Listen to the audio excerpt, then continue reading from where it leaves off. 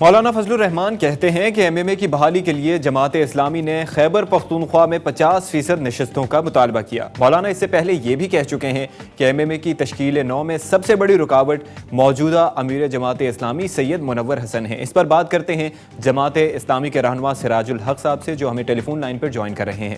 سراج الحق صاحب، بہت شکریہ آپ کا۔ یہ فرمائیے گا کہ کیا جماعت اسلامی نے خیبر پختونخوا میں 50% نشستوں کا مطالبہ کیا ہے؟ بس ہمارے درمیان رابطے تو جاری ہیں، ابھی کوئی حتمی نتیجے تک تو ہم نہیں پہنچے ہیں۔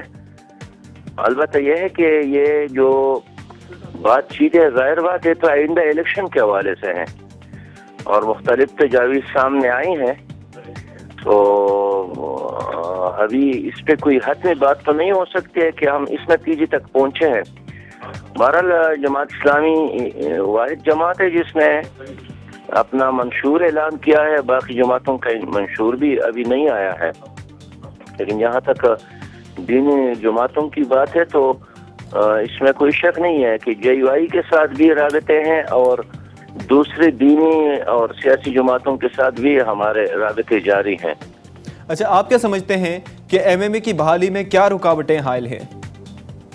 دیکھیے، ایم ایم اے تو ایک لحاظ سے یعنی غیر فعال ہے، اور جب تک تمام سیاسی جماعتیں جو اس میں شامل ہیں ان کے اندر افہام تفہیم اور مسائل پر کنسنسس اور اتفاق رائے نہ ہو تو یعنی اس وقت تک تو یہ غیر فعال رہے گا۔ لیکن ظاہر بات ہے کہ ابھی آئندہ الیکشن کا اعلان بھی نہیں ہوا ہے، الیکشن کا اعلان ہوگا تو باقی سارے معاملات آئیں گے اور حل ہو جائیں گے۔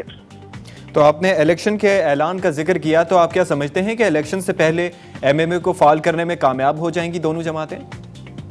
میں سمجھتا ہوں کہ جب کوئی جماعت اتحاد کی طرف پیش قدمی کرتی ہے تو یعنی اپنی جماعت ہی کے سلوگن پر اور جماعت کے منشور کو دیکھتے ہوئے اور اپنے جماعتی مقاصد کے خاطر، تو اسی طرح متحدہ مجلس عمل کے بھی ایک منشور تھا، ایک پروگرام تھا اور سب کا اس پر اتفاق تھا اور اسی وجہ سے پھر ایم ایم اے بنا تھا، لیکن پھر باہمی کچھ چیزوں پر اختلافات کی وجہ سے وہ غیر فعال ہو گیا۔